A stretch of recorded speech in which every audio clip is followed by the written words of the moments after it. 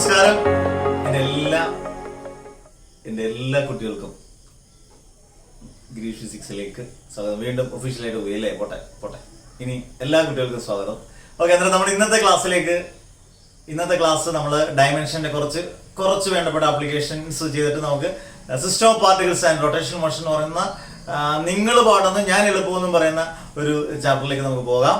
നമുക്ക് കമ്പൈൻഡ് ആയിട്ട് പഠിക്കാം. ഇപ്പം ഇത് കഴിഞ്ഞിട്ട് ഡയമെൻഷൻസ് തീർത്ത് എന്നിട്ട് ഞാൻ സിസ്റ്റം ഓഫ് പാർട്ടിക്കിൾസ് പഠിപ്പിക്കുന്നു. അതിനുശേഷം നമുക്ക് മോഷൻ സ്ട്രെയിറ്റ് ലൈൻ പഠിക്കാം. എന്നിട്ട് വേണമെങ്കിൽ ഓസിലേഷൻ പഠിക്കാം. മോഷൻ അപ്ലൈ കഴിഞ്ഞിട്ട് വേണമെങ്കിൽ നമുക്ക് വേവ്സ് പഠിക്കാം. എന്നിട്ട് നിങ്ങളുടെ പലരുടെയും മെസ്സേജിനകത്തൊക്കെ ഞാൻ ടെൻഷൻ വേണ്ട. ഇപ്പം ഒരുപാട് കാര്യങ്ങൾ നമ്മൾ വിഷമിക്കുന്നുണ്ട്. കാരണം ഭയങ്കര കാറ്റും മഴയും ഇപ്പൊ എല്ലായിടത്തും ഉണ്ടല്ലോ. ഇപ്പൊ ഇവിടെ എല്ലാം ഉണ്ട്, നല്ല കാറ്റും മഴയാണ്. എന്റെ ഗ്രാമപ്രദേശമാണ്, ഇവിടെ എല്ലാം വെള്ളം മുങ്ങിയിരിക്കുന്നു. നിങ്ങൾ അതറിച്ച് നിങ്ങൾ ടെൻഷൻ അടിക്കേണ്ട ആവശ്യമില്ല. ഞാൻ ഇത് മാറ്റി വേറൊരിടത്തായാലും ഞാൻ പോയി കൊണ്ടുവന്ന് വെച്ച് ഞാൻ ക്ലാസ് എടുക്കുക, അത് ഉറപ്പാണ്, അത് ഗ്യാരണ്ടി. അതിനകത്തൊന്നും നിങ്ങൾ വിഷമിക്കരുത്. നിങ്ങളെല്ലാവരും സേഫായിരിക്കുക. ക്ലാസ് കേൾക്കാൻ പറ്റുന്ന എല്ലാം മാക്സിമം ക്ലാസ് കേൾക്കാൻ നോക്കുക. കാരണം നമുക്ക് പരീക്ഷ ഒരു വലിയ ഘടകമാണ്. ഒരുപാട് വിഷമങ്ങളുടെ അവസ്ഥകൾ വരുന്ന കരിപ്പൂർ വിമാനമോടൊക്കെ നമുക്ക് ഭയങ്കര മനസ്സിന് വിഷമമുള്ള സംഭവമാണ്. പക്ഷെ അത് നിന്നുകൊണ്ട് നമ്മൾ എങ്ങനെയായാലും നമ്മൾ ഇതിനെല്ലാം പരീക്ഷകളെയും നിങ്ങൾ അതിജീവിക്കാൻ നിങ്ങൾ കുട്ടികൾ പഠിക്കണം. നന്നായിട്ട് പഠിക്കേണ്ടത് നിങ്ങളുടെ ചുമതലയാണ്. ടെക്സ്റ്റുവൽ എൻ്റെ നോട്ട്സിനകത്ത് ഓർക്കുക, textual application additional question paper എല്ലാം ഇൻക്ലൂഡ് ചെയ്തിട്ടുള്ളതാണ്. അതുകൊണ്ട് നിങ്ങൾ എല്ലാം ചെയ്ത് നോക്കണം. പിന്നെ ഏറ്റവും ഇമ്പോർട്ടൻ്റ് ആയിട്ട് കാര്യം, നമ്മുടെ ടൈം ടേബിൾ അങ്ങോട്ടും ഇങ്ങോട്ടും കുട്ടികൾ ഇപ്പോൾ ഷെയർ ചെയ്യുന്നുണ്ട്. ടൈം ടേബിൾ ചൊവ്വ വ്യാഴം ശനി 3 ദിവസമൊക്കെയാണ്. ചൊവ്വ വ്യാഴം ശനി. എൻ്റെ വർക്കിലോട് ഒരുപാട് കൂടി, ഒരു പ്രശ്നമില്ല. ഫുള്ളി ഞാൻ സാറ്റിസ്ഫൈഡ് ആണ്. നിങ്ങളാണല്ല. ഓക്കെ, നിങ്ങൾക്ക് മാർക്ക് കിട്ടി കഴിഞ്ഞാൽ ഏറ്റവും കൂടുതൽ സന്തോഷമാണ് കേട്ടോ. അത് പറയുമ്പോൾ തന്നെ നമുക്ക് ഇമോഷൻ ആവും. അന്നേരം ഓക്കെ. അന്നേരം പിന്നെ മറ്റൊരു കാര്യം കൂടെ, നിങ്ങൾ പേഴ്സണലായിട്ട് ഒരുപാട് പേര് എന്നോട് ചോദിച്ചിട്ടുണ്ട്, മാത്സിന്റെയും കെമിസ്ട്രിയുടെയും ഇംഗ്ലീഷിന്റെയും അധ്യാപകരെ ഒന്ന് സജസ്റ്റ് ചെയ്യാമോ? എനിക്ക് സയൻസ് പരമായിട്ടുള്ള അധ്യാപകരെ ഞാൻ അവരോടെല്ലാം സംസാരിച്ചു. അന്നേരം നിങ്ങൾ എന്നെ പേഴ്സണലായിട്ട് കോൺടാക്ട് ചെയ്യുക, മെസ്സേജ് ചെയ്യുക. നിങ്ങൾക്ക്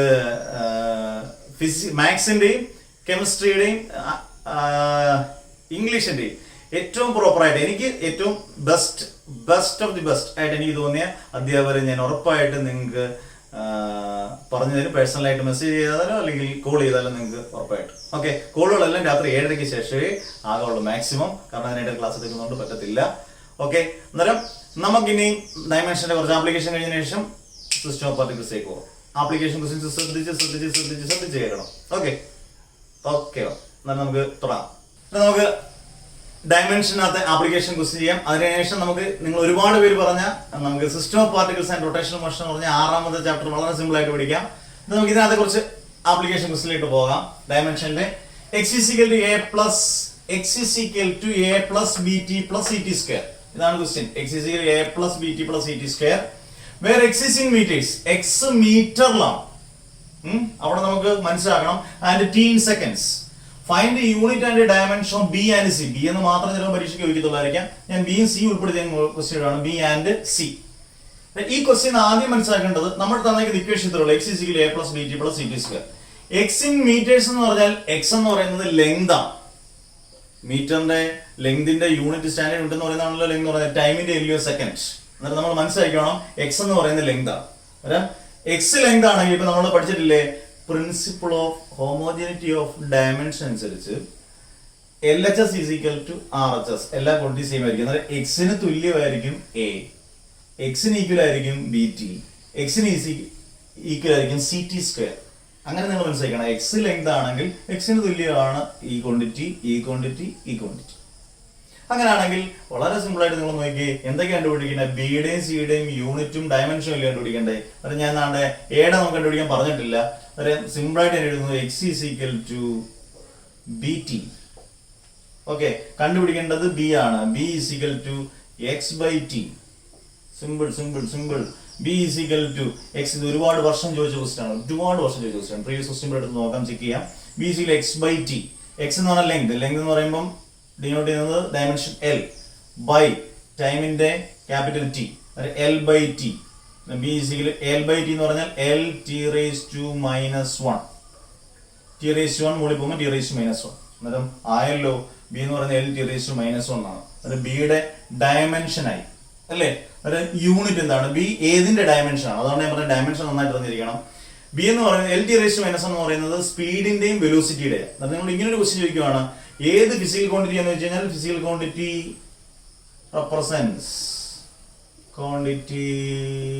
റെപ്രസെന്റ്സ് ഓക്കെ ഏതൊക്കെ എൽ ടി റേസ് ടു -1 ആണെങ്കിൽ സ്പീഡ് ഓർ വെലോസിറ്റി. അങ്ങനെയാണെങ്കിൽ അതിന്റെ യൂണിറ്റ് എന്തുവാണ്? സ്പീഡിന്റെയും വെലോസിറ്റിയുടെ യൂണിറ്റ് എന്തുവാ? Unit is metre per second. ക്വസ്റ്റിനകത്ത് ഇല്ലാത്ത കാര്യങ്ങളോട് ഞാൻ അത് പറഞ്ഞിട്ടുണ്ട്. അന്നേരം ബിയുടെ കണ്ടുപിടിക്കാൻ എളുപ്പമാണെങ്കിൽ സിയുടെ നിങ്ങൾക്ക് വളരെ ഈസി ആയിട്ട് കണ്ടുപിടിക്കാം. എക്സ് ബി ടി ഈക്വൽ ആണെങ്കിൽ X C T square equal ആണ്. നിങ്ങൾ തന്നെ പറഞ്ഞേ X is equal to C T square. Okay, അതിൽ നിന്ന് സി ആണ് കണ്ടുപിടിക്കേണ്ടത്. B and C is equal to X by T square. Okay, C is equal to എക്സിന് പകരം നമുക്ക് എന്ത് കൊടുക്കാം? എൽ എന്ന് കൊടുക്കാം. ബൈ സ്മോൾ ടി സ്ക്വയറിന് പകരം ക്യാപിറ്റൽ ടി സ്ക്വയർ കൊടുക്കാം. ഇത് എന്ത് എളുപ്പം, ഡയമെൻഷൻ നല്ല രസമായിട്ടൊക്കെ പഠിക്കാം കേട്ടോ. അന്നേരം C is equal to L by T square എന്ന് പറയുന്നത് L T raise to -2 T square കൂടി പോയാൽ L T raise to -2. L T raise to -2 എന്ന് പറഞ്ഞാൽ ഫിസിക്കൽ ക്വാണ്ടിറ്റി ഏതാണ്? Physical quantity acceleration. നോട്ടിനകത്ത് എല്ലാം കാണും. ആക്സലറേഷൻ ആണ്. ആക്സലറേഷന്റെ unit is metre per second square. Unit is metre per second square. 3 മാർക്കിന്റെ ക്വസ്റ്റ്യൻ സിമ്പിൾ ആയിട്ട് കിട്ടും. 3 മാർക്ക് അല്ലെങ്കിൽ 2 മാർക്ക്. 1 മാർക്ക് ഒരിക്കലും ചെയ്തില്ല. 2 mark or 3 mark, 4 mark or 5 mark വിട്ടാല് 2 മാർക്ക് ഓർ 3 മാർക്കിന് ഒരുപാട് വർഷം റിപ്പീറ്റ് ചെയ്തിരുന്ന ഒരു ക്വസ്റ്റ്യൻ ആണ്. Simple, humble. ഓക്കെ വാ കഴിഞ്ഞു. ആദ്യത്തെ ആപ്ലിക്കേഷൻ ക്വസ്റ്റ്യൻ ഒരുപാട് ചോദിച്ചതായതുകൊണ്ട് ഒന്നുകൂടെ ചെയ്യിപ്പിച്ചതാണ്. നന്നായിട്ട് ചെയ്ത് പഠിക്കുക, ഡൗട്ട് ഉള്ളത് ക്ലിയർ ചെയ്യുക. അടുത്ത ക്വസ്റ്റ്യൻ പോവാം. അടുത്ത ഒരുപാട് വർഷം ചോദിച്ച മറ്റൊരു ക്വസ്റ്റ്യൻ. ഇത് 2 മാർക്ക് 3 മാർക്ക് 4 മാർക്ക് വരെ നിങ്ങൾക്ക് പ്രതീക്ഷിക്കാം. 2, 3 or 4 മാർക്ക് ക്വസ്റ്റ്യൻ. നിങ്ങൾ ഒരു കാര്യം പ്രത്യേകം ശ്രദ്ധിക്കണം. എന്റെ നോട്ട്സ് തന്നിരിക്കുന്ന നോട്ട്സ് എല്ലാം നിങ്ങൾ ഡൗൺലോഡ് ചെയ്ത് കാണണം. നോട്ട്സിനകത്ത് ഒരുപാട് പ്രീവിയസ് ക്വസ്റ്റ്യൻസ്, ടെക്സ്റ്റുവൽ ക്വസ്റ്റ്യൻസും എല്ലാം ആഡ് ചെയ്തിട്ടുണ്ട്. അതിനകത്ത് വളരെ ഇമ്പോർട്ടൻ്റ് ആയിട്ടുള്ളതെല്ലാം. അതിനകത്ത് ക്വസ്റ്റ്യൻസ് നിങ്ങളെല്ലാം ചെയ്ത് നോക്കുക. ഇച്ചിരി പ്രയാസം തോന്നുന്ന അല്ലെങ്കിൽ ഒരുപാട് വട്ടം റിപ്പീറ്റ് ചെയ്ത ഒരു ക്വസ്റ്റ്യനോട് ഞാൻ പറയുകയാണ്. A physical quantity P is related to 4 observables A, B, C and D as P is equal to equation തന്നിരിക്കുകയാണ്. P is equal to A cube B square by root CD. The percentage error, നമ്മൾ percentage error പഠിച്ചു കഴിഞ്ഞു. Percentage error measurement in A ഓരോന്നിന്റെ B, C and D are ഓരോന്നിന്റെയും percentage തന്നിരിക്കുകയാണ്. 1% എന്ന് പറഞ്ഞാൽ A യുടെ percentage, 3% എന്ന് പറഞ്ഞാൽ B യുടെ, 4% എന്ന് പറഞ്ഞാൽ C യുടെ, 2% എന്ന് പറഞ്ഞാൽ D. അതാണല്ലോ respective. What is the percentage error in P? അങ്ങനെയാണെങ്കിൽ ഈ P യുടെ ടോട്ടൽ പെർസെന്റേജ് നമ്മൾ കണ്ടുപിടിക്കണം എന്നാണ് അതിന്റെ അർത്ഥം. ഒരുപാട് റിപ്പീറ്റ് ചെയ്ത മറ്റൊരു ക്വസ്റ്റ്യൻ. ഇതിനു വേണ്ടിയാണ് നമ്മൾ എററിന്റെ മൾട്ടിപ്ലിക്കേഷൻ, എററിന്റെ ഡിവിഷൻ, ഇങ്ങനെയുള്ള കാര്യങ്ങളെല്ലാം പഠിക്കുന്നത്. എററിന്റെ സം ഒക്കെ പഠിക്കുന്നത്. അത് പഠിക്കുന്ന ഈ ആപ്ലിക്കേഷൻ ക്വസ്റ്റ്യൻസ് ചെയ്യാൻ വേണ്ടിയാണ്. എന്നിട്ട് നമുക്കൊന്ന് ചെയ്ത ഒരു എക്സാമ്പിൾ ഞാൻ ചെയ്ത് കാണിക്കും. നിങ്ങൾ നോക്കിക്കോണേ. ഇപ്പം പെർസെന്റേജ് എറർ x⁻⁷ കാണണമെന്നുണ്ടെങ്കിൽ നമ്മൾ ചെയ്യുന്ന മെത്തേഡ് എന്ന് പറയുന്നത് ഇങ്ങനെ. ഇതങ്ങ് പഠിച്ചിരുന്നത്, ഇത് ഓർത്തിരുന്നാൽ മതി. 7 into delta x by x into 100. x⁻⁷ എളുപ്പമല്ലേ? 7 into delta x by x into 100. അങ്ങനെയാണെങ്കിൽ y⁻⁹ നിങ്ങൾ അങ്ങനെ എഴുതും. 9 into പെർസെന്റേജ് ആകുമ്പോൾ delta y by y into 100. അങ്ങനെയാണെങ്കിൽ നമുക്ക് എളുപ്പത്തിൽ കണ്ടുപിടിക്കാമല്ലോ. നിങ്ങൾ നോക്കി, P is equal to A cube B square by root CD അല്ലേ? ആദ്യം നമുക്ക് A ക്യൂബിനെ കണ്ടുപിടിക്കാം, B സ്ക്വയറിനെ കണ്ടുപിടിക്കാം, റൂട്ട് സി ആദ്യം കണ്ടുപിടിക്കാം, പിന്നെ റൂട്ട് ഡി. കാരണം രണ്ട് രേഖ. Root C into root D എന്ന് പറയുന്നത് റൂട്ട് ഓഫ് സി ഡി അല്ലേ? കാരണം root A into root B എന്ന് പറഞ്ഞാൽ റൂട്ട് എ ബി ആണെങ്കിൽ റൂട്ട് ഓഫ് സി ഡി എന്ന് പറയുന്നത് root C into root D ആണ്. Percentage in A cube is equal to, ആദ്യം എ ക്യൂബിന്റെ is equal to, A cube ആണെങ്കിൽ മറ്റേതുപോലെ എഴുതുമ്പോൾ 3 ഇൻറ്റു എങ്ങനെ എഴുതാം? Delta A by A into 100. അതവർ തന്നിട്ടുണ്ട്. പെർസെന്റേജ് എറർ എത്ര തന്നിട്ടുണ്ട്? 1% തന്നിട്ടുണ്ട് എയുടെ. അങ്ങനെയാണെങ്കിൽ നമുക്ക് 3 into 1%. ഇവിടെ നിങ്ങൾ ഫീൽ ചെയ്തേക്കണം കേട്ടോ. എനിക്ക് അത്രയും സമയം പോകണമെന്ന് വിചാരിച്ചാണ് കേട്ടോ. ഇവിടെ നിങ്ങൾ ഫീൽ ചെയ്തേക്കണം. 3 into 1% എന്ന് പറഞ്ഞാൽ 3 into 1% 3%. അങ്ങനെയാണെങ്കിൽ എളുപ്പത്തിൽ പെർസെന്റേജ് ഇൻ ബി സ്ക്വയർ എങ്ങനെ കണ്ടുപിടിക്കാം? 2 into ബി സ്ക്വയർ ആകുമ്പോൾ 2 into delta B by B into 100. ബിയുടെ percent delta B by B into 100 എന്ന് പറയുന്നത് 3% ആണ്. അന്നേരം 2 into 3% എന്ന് പറഞ്ഞാൽ 6%. അടുത്ത ശ്രദ്ധിക്കണം. Percentage in root root C നമുക്ക് ഇങ്ങനെ എഴുതാമല്ലോ, മാക്സിമം പഠിച്ചിട്ടുണ്ട്, സി റേസ് ടു ഹാഫ് എന്ന് എഴുതാം. അന്നേരം എങ്ങനെ എഴുതാം? Half into delta C by C into 100. Half into delta C by C into 100. അന്നേരം half into delta C by C into 100ന് അവർ കൊടുത്തിരിക്കുന്ന പെർസെന്റേജ് 4% തന്നിട്ടുണ്ട്. അന്നേരം ഹാഫ് ഇൻറ്റു 4% എന്ന് പറഞ്ഞു കഴിഞ്ഞാൽ 2ഉം 4 കൂടെ അങ്ങ് പോകും, ബാക്കി എന്തൊരു 2%. കാരണം മുകളിൽ വരുന്നത് ഹാഫ് ഇവിടെ എഴുതി into delta C by C into. അങ്ങനെയാണെങ്കിൽ റൂട്ട് ഡി കണ്ടുപിടിക്കാൻ എളുപ്പമല്ലേ? Percentage in root D or D raise to half, half into delta D by D into 100. Delta D by D into 100 എന്ന് പറയുന്നത് തന്നിട്ടുണ്ട് 2%. ഹാഫ് ഇൻറ്റു 2%, 2 ഇൻറ്റു കട്ട് ചെയ്ത് പോയി 1%. വളരെ simple. Total percentage in B എന്ന് പറഞ്ഞാൽ ഇതിന്റെ എല്ലാവരുടെ പെർസെന്റേജ് കൂട്ടുക. ആദ്യത്തേത് 3%, രണ്ടാമത് 6%, 2%, 1%. 3% plus 6% plus 2% plus 1%. 3 plus 6 9, 9 plus 2 11, 11 plus 1 12%. ഇത്രയും സംഭവം കഴിയും. അന്നേരം ഇതൊരു വട്ടം റിപ്പീറ്റ് ചെയ്താൽ മറ്റൊരു ക്വസ്റ്റ്യൻ നന്നായിട്ട് പഠിക്കണം. കേട്ട് 2-3 വട്ടം കേൾക്കണമെന്നുണ്ടെങ്കിൽ 2-3 വട്ടം കേട്ട് പഠിച്ചോളൂ കേട്ടോ. എഴുതി പഠിക്കാം. വളരെ സിമ്പിൾ പടപടാന്ന് പഠിക്കണം. ഓക്കെ, അടുത്ത നമുക്ക് ഒരു ഒറ്റ ക്വസ്റ്റ്യൻ ഉണ്ട്, നമുക്ക് ചെയ്ത് നോക്കാം. നിങ്ങൾ പ്രത്യേകം ശ്രദ്ധിക്കുക. ടെക്സ്റ്റുവൽ എല്ലാം മൊത്തത്തിൽ തിയറി പാർട്ട് മൊത്തം പഠിക്കും. ആപ്ലിക്കേഷൻ ക്വസ്റ്റ്യൻസും ന്യൂമറിക്കൽസും ടെക്സ്റ്റുവൽ ക്വസ്റ്റ്യൻസും ചെയ്തില്ല. നിങ്ങൾ നോട്ട്സ് നോക്കുക, എല്ലാം അതിനകത്ത് കൊടുത്തിട്ടുണ്ട്. ഇതും ചോദിച്ചിട്ടുള്ള ക്വസ്റ്റ്യൻ ആണ്. 2 മാർക്കിന്. 3 മാർക്കിനെ ഞാൻ കണ്ടിട്ടില്ല. 3 മാർക്കിന് ചോദിച്ചിട്ടുണ്ട്, 2 മാർക്കിനെ കണ്ടിട്ടുണ്ട്. ക്വസ്റ്റ്യൻ വായിക്കട്ടെ. The error in the measurement of radius of a sphere is, the error in the measurement of radius of a sphere is 0.4%. Find the permissible error in surface area. Surface area permissible error അത് പെർസെന്റേജിൽ നമുക്ക് കണ്ടുപിടിക്കണം. Okay, അന്നേരം area, സ്ഫിയറിന്റെ ഏരിയക്കുള്ള equation നിങ്ങൾക്ക് അറിയാം. അറിയത്തില്ലെങ്കിൽ പോലും ഇനി ഓർത്തിരുന്നോണം. എല്ലാവർക്കും അറിയണമെന്നില്ല എല്ലാ കാര്യങ്ങളും.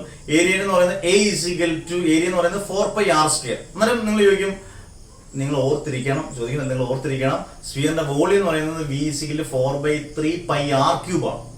അന്നേരം ഇതിന് പകരം വോളിയം ആണ് ചോദിക്കുന്നതെങ്കിൽ നിങ്ങൾ V ഈസിക്കൽ 4/3πr³. ഓക്കെ, അന്നേരം ഏരിയ ആയതുകൊണ്ട് ഞാൻ A ഈസിക്കൽ ടു 4πr² എന്നുണ്ട്. അവർ പറഞ്ഞിട്ടുണ്ട് the error in the measurement of radius of a sphere is 0.4% എന്ന് പറയുമ്പോൾ തന്നെ ഇത് പെർസെന്റ് എറർ അല്ല. അന്നേരം റേഡിയസ് തന്നിരിക്കുന്നത് പെർസെന്റേജിലാണ്. അതുകൊണ്ട് ഞാൻ ഇങ്ങനെ എഴുതാമല്ലോ, റേഡിയസ് r ആണെങ്കിൽ ഡെൽറ്റ r/r × 100. മുമ്പ് നമ്മൾ എഴുതിയ പോലെ ഡെൽറ്റ r/r × 100 എന്ന് പറയുന്ന അവർ തന്നിട്ടുണ്ട് 0.4%.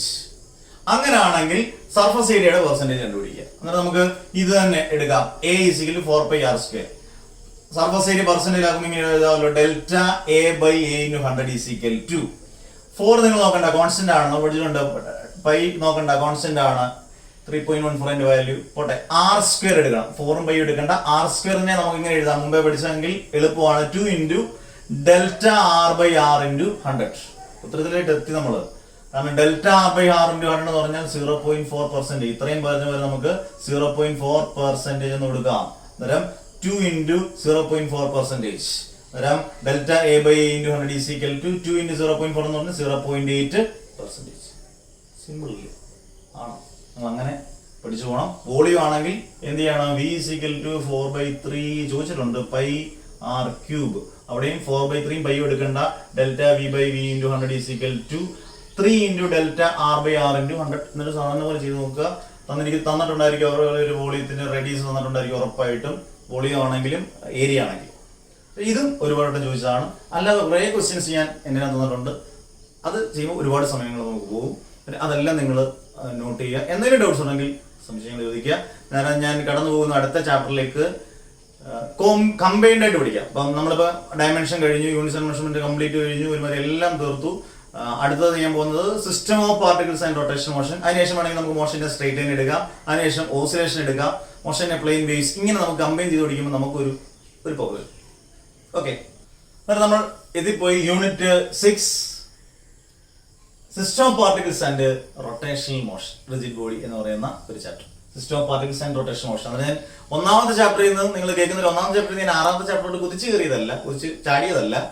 ഒന്നാമത്തെ ചാപ്റ്റർ കഴിഞ്ഞിട്ട് ഒരു നിങ്ങൾക്ക് പാടെന്ന് പറഞ്ഞ ചാപ്റ്റർ കഴിഞ്ഞു. പിന്നെ നമുക്ക് തിരിച്ചു വരാൻ 2ാമത്തെ ചാപ്റ്റർ, പിന്നെ നമുക്ക് ഓസിലേഷൻ. ഞാൻ പറഞ്ഞില്ലേ, ആ രീതി നമുക്ക് കമ്പൈൻഡ് ആയിട്ട് പഠിച്ചു പോകാം. അതാണ് നല്ലൊരു രീതി. ശരി, അന്നേരം എളുപ്പമുള്ള ചാപ്റ്ററും പാടുള്ള ചാപ്റ്ററും എല്ലാം നമ്മൾ പഠിച്ചു പെട്ടെന്ന്. ഓക്കെ, അന്നേരം നിങ്ങൾ പറഞ്ഞ പാടുള്ള ചാപ്റ്റർ എന്ന് പറയുന്നത് നോക്കണം, ഈസി ആണോ നോക്കണം. നിങ്ങൾ കമന്റ് ബോക്സിൽ കൃത്യമായിട്ട് പറയണം. സിസ്റ്റം ഓഫ് പാർട്ടിക്കിൾസ് എളുപ്പമാണോ പാടായിരുന്നോ എന്ന് നിങ്ങൾ പറയാം. ഇനി കേട്ടോ, system of particles and rotational motion.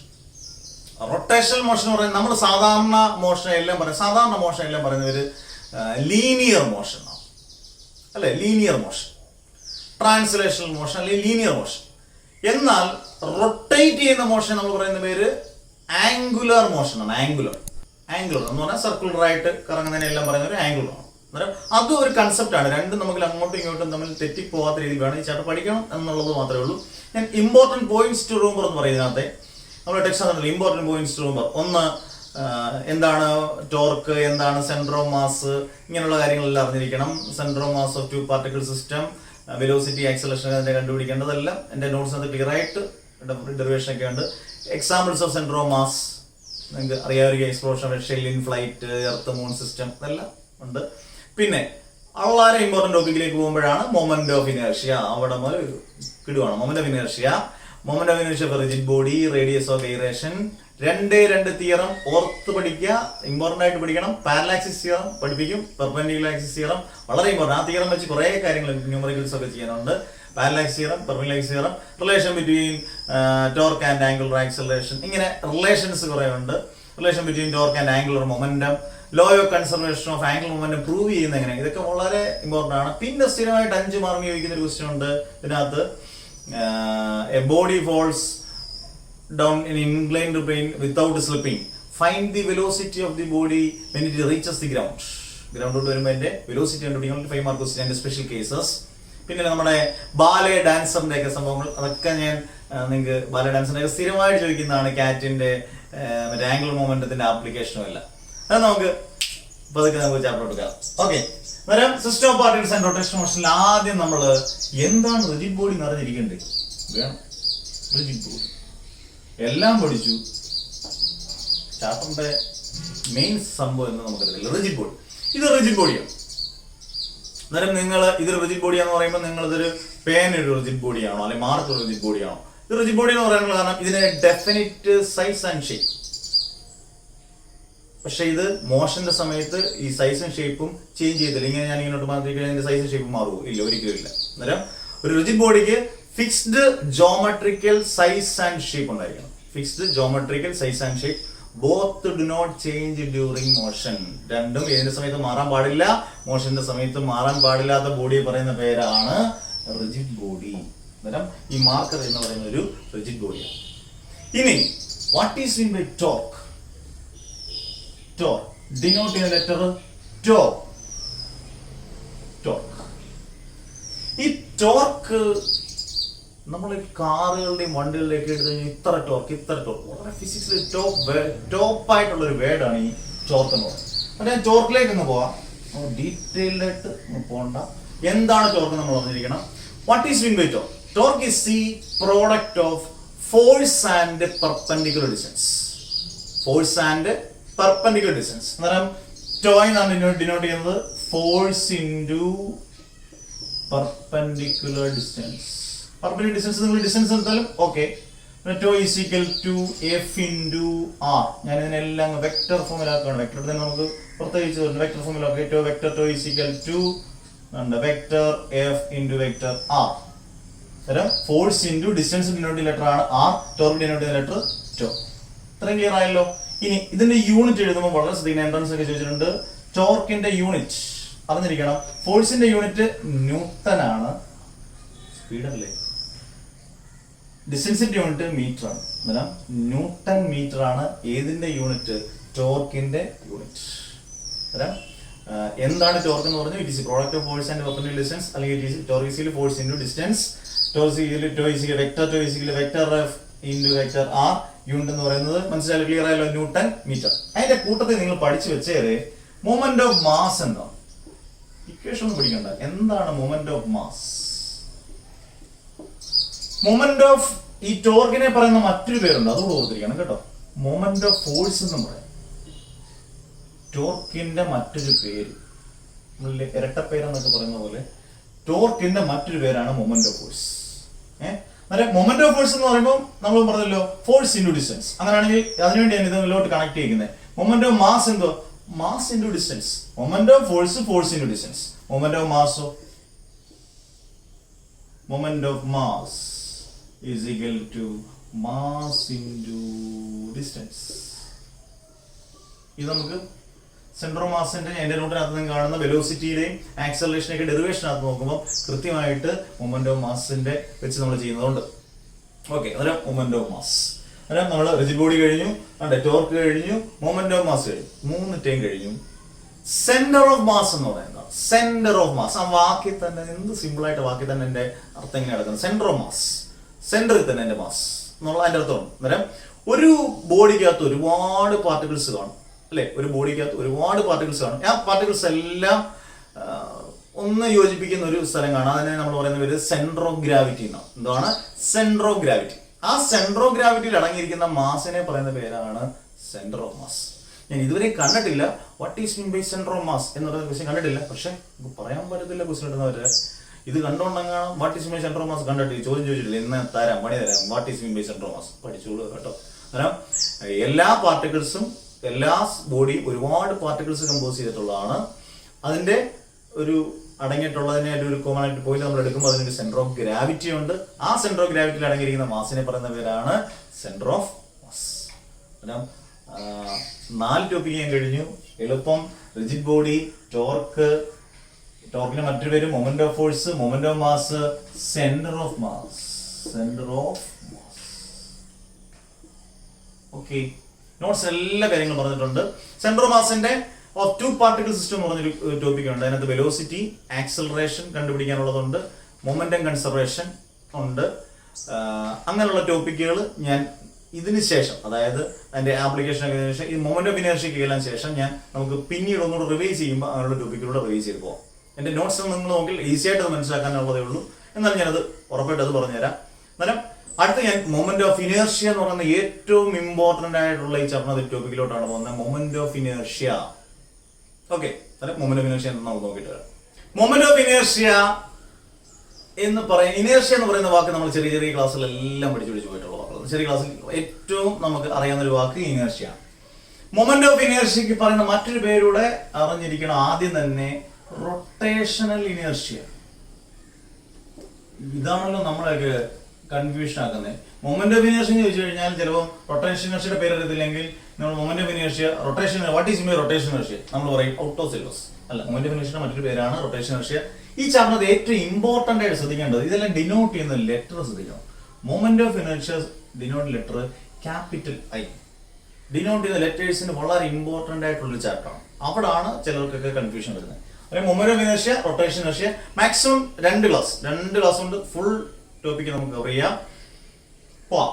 Moment of inertia അല്ലെങ്കിൽ റൊട്ടേഷൻ ഇനേർഷ്യ. എന്താണ് moment of inertia? Moment of inertia എന്ന് പറഞ്ഞാൽ, ഇനേർഷ്യ എന്ന് പറയുന്നത് തന്നെ ഒന്ന് റെസിസ്റ്റ് ചെയ്യുന്ന സാധനം. അന്നേരം മൊമെന്റ് ഓഫ് ഇനേർഷ്യ എന്ന് പറഞ്ഞു കഴിഞ്ഞാൽ എന്താണ്? ഒരു റൊട്ടേഷണൽ മോഷനെ ഒന്ന് റെസിസ്റ്റ് ചെയ്യുന്ന പ്രോപ്പർട്ടിയെ പറയുന്ന പേരാണ് മൊമെന്റ് ഓഫ് ഇനേർഷ്യ അല്ലെങ്കിൽ റൊട്ടേഷൻ ഇനേർഷ്യ. റൊട്ടേഷണൽ മോഷനെ, സർക്കുലർ ആയിട്ടുള്ള മോഷനെ ഒന്ന് റെസിസ്റ്റ് ചെയ്യുന്ന പ്രോപ്പർട്ടിയെ പറയുന്ന പേരാണ് മൊമെന്റ് ഓഫ് ഇനേർഷ്യ അല്ലെങ്കിൽ റൊട്ടേഷൻ ഇനേർഷ്യ. ഡിനോട്ട് ലെറ്റർ എന്ന് പറയുന്നത് I ആണ്.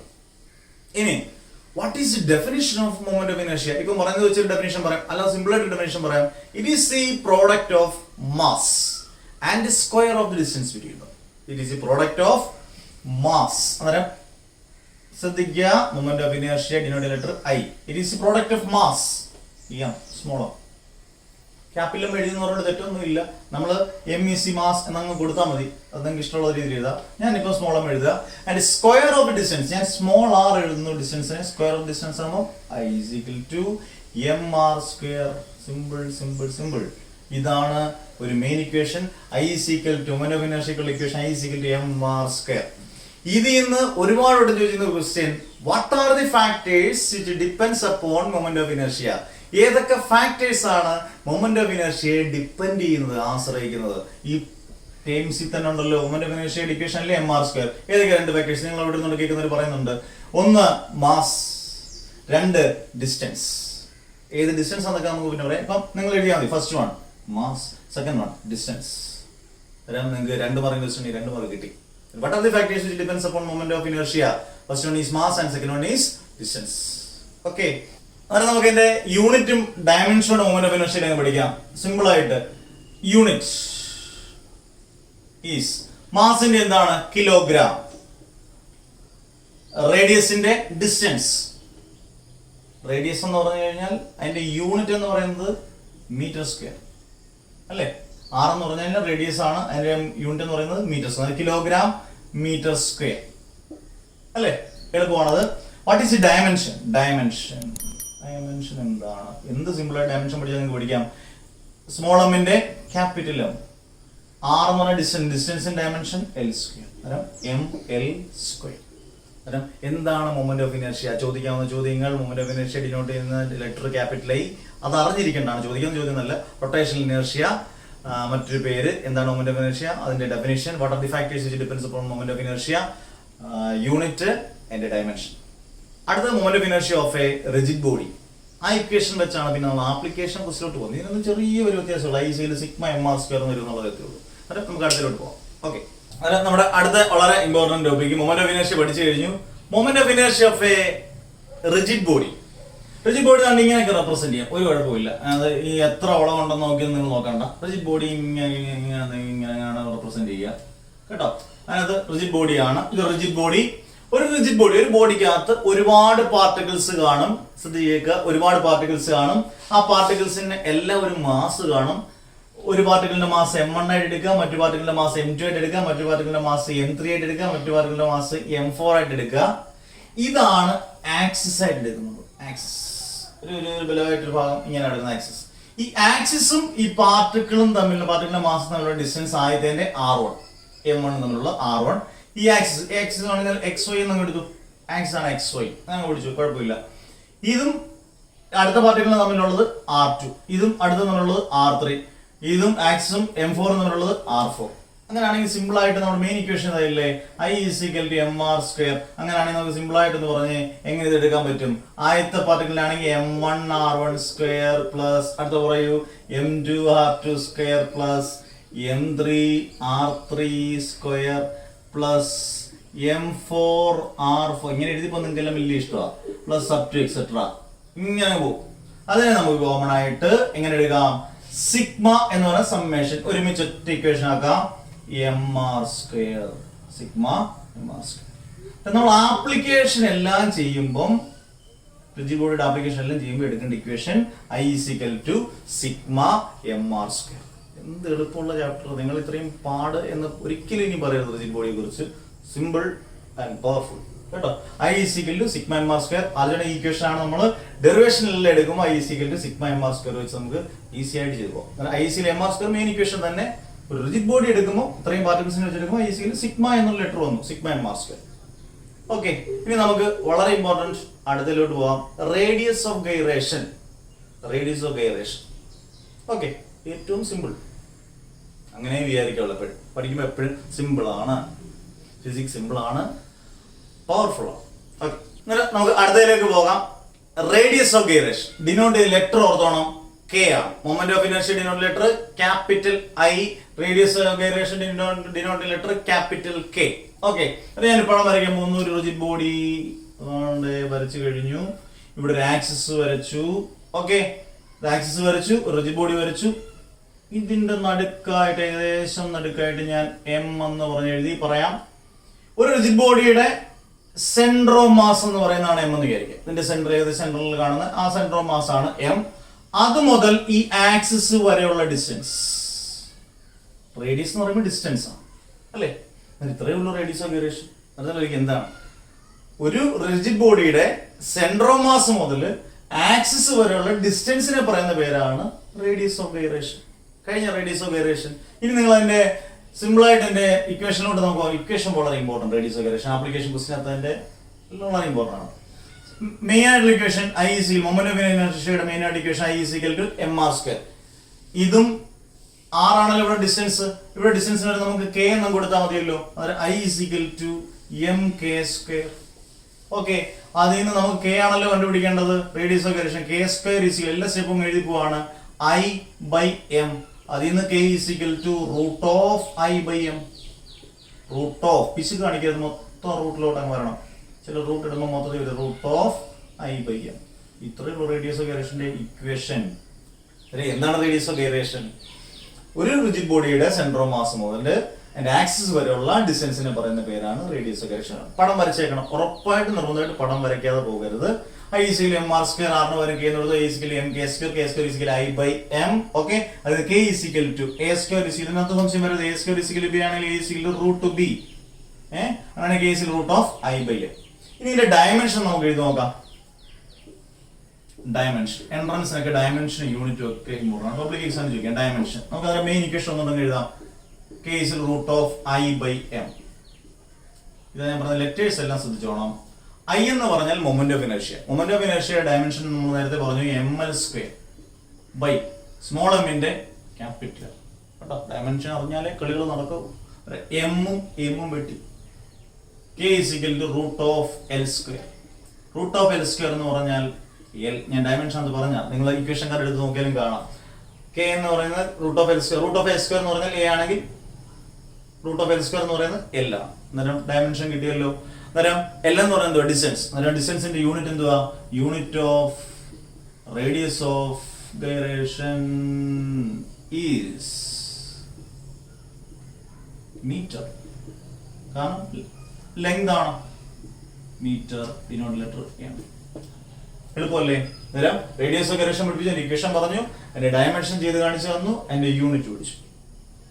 Okay, radius of gyration. ഇനി നമുക്ക് രണ്ട് theorem, parallel axis theorem, perpendicular theorem, രണ്ട് തിയറോടെ നമുക്ക് പഠിക്കാം.